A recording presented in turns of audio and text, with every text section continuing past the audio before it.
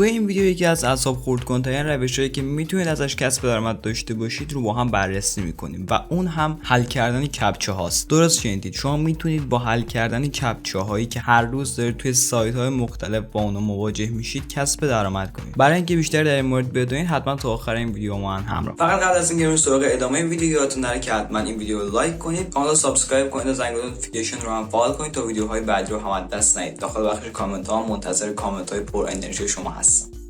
سایت های زیادی برای حل کردن کپچه و کسب درآمد از اون وجود داره. یکی از بهترین سایت ها توی این زمینه سایت tokapcha.com هست. بعد از اینکه وارد tokapcha.com شدید به هیچ چیزی لازم نیست کار داشته باشید.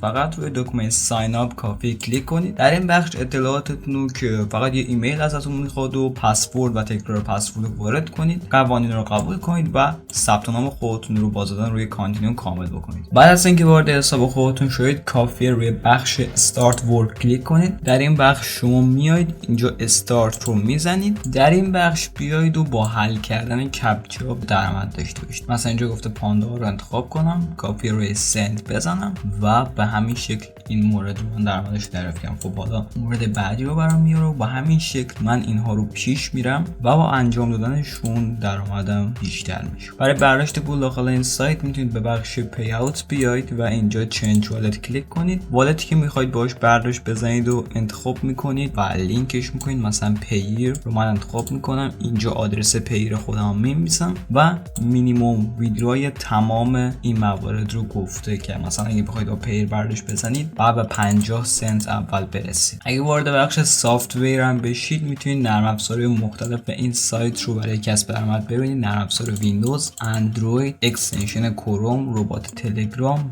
و هر چیزی که فکرشو بکنید رو داره و این برای دسترسی راحت‌تر شما به این سایت. در بخش داشبورد افیلیت پروگرام هم برید. یک لینک زیر مجموعه گیری در اختیار شما این قسمت قرار میگیره که با دادن این لینک به افراد مختلف، اگه اون افراد با این لینک داخل سایت ثبت نام کنن، بونوس هاش رو اینجا گفته که به چه شکل هست و شما دریافت میکنید. امیدوارم بتونید از این سایت هم درآمد خوبی رو داشته باشید. حرفی نمونده. فعلا